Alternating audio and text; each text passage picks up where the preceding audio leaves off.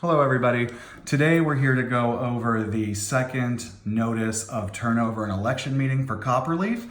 This is the envelope that you should be receiving or have received from GRS management. We're going to go through it with the forms and how to return those back to us and what needs to be done. So inside the envelope, you're going to have 3 smaller envelopes, a proxy return envelope, an inner ballot envelope that wants your ballot placed inside it once you've completed it, and an outer ballot envelope. This is slightly larger than the inner ballot envelope and has the information area for you to fill out your address, your lot number, and to sign and print your name. We'll get into these more in a moment. In the mailing, there are 18 pages. There is a notice that explains that you can drop off the paperwork to the clubhouse office and all the different ways that you can send it in. As a caveat, we do want to let you know that we do recommend that if you're 7 days out from the meeting, that you drop it off and do not mail it. The post office can be delayed at times, and if your documentation arrives late, it will not be counted toward the meeting. You have the meeting notice that lists all the information, including the candidates. That's being sent to you. Copy of the agenda, an instruction sheet for filling out the ballot and proxy, which pretty much will go over everything we're talking about in this video today. The instruction sheet for voting certificates. We are including voting certificates again in this mailing for you. A copy of the voting certificate, a copy of the proxy, which you will fill out so that it will establish a quorum for the meeting if you're not able to attend, and a copy of your ballot. And then you'll be receiving 8 out of the 9 candidates submitted information sheets. You'll be receiving a copy of each of those 8, not 9. One candidate did decline to submit. So let's take a look at, first off, the proxy. When you're filling out your proxy, you want to make sure to put your lot number. If you don't know it, that's fine. You can leave it blank, but we do need your complete physical address.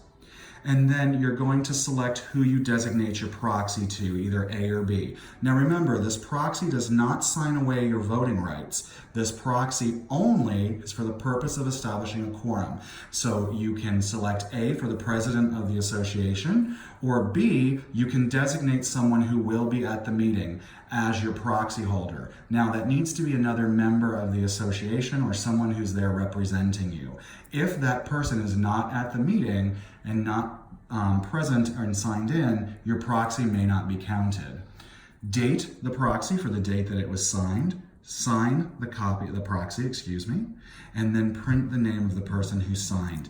Below this line, you will not fill any of this out. This section is only if you've selected a proxy holder. Let's say Jane Smith was the proxy holder and she could not attend the meeting on John's behalf. She would fill this out, and then anyone could turn this in for her.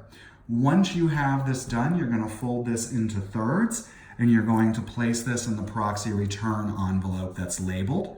Place your stamp, and then you can mail it back to GRS. You can also drop this off in the clubhouse, or if you have friends who are attending the meeting that night and you're not able to, you can give it to them as well. Our next form we're going to go over is the voting certificate. Now the voting certificate, a lot of you have already turned them in, and some of you haven't needed to actually. If your home is owned by one person or a spouse pair, husband, wife, wife, whatever the situation may be, you're not required to turn in a voting certificate. The only time that you need to do this is if there's multiple people who own the home that are not spouses, or you're in a trust or a family trust, or the home is in a corporation's name. The examples are right here. So if any of these apply to you, go ahead and fill this out, and just be sure that all of the owners of the property sign the form. This can be returned to us by email, can be dropped off, or it can be mailed back into GRS. You are welcome to put the voting certificate in the proxy return envelope if you would like to. Our last form that we're going to go over is your ballot. Your ballot lists all 9 of your candidates. Now remember, you can vote for as few as 1 candidate, but you cannot vote for more than 5. Once you have placed your mark next to the 5 candidates, or 1 through 5 depending, take your ballot, fold it into thirds.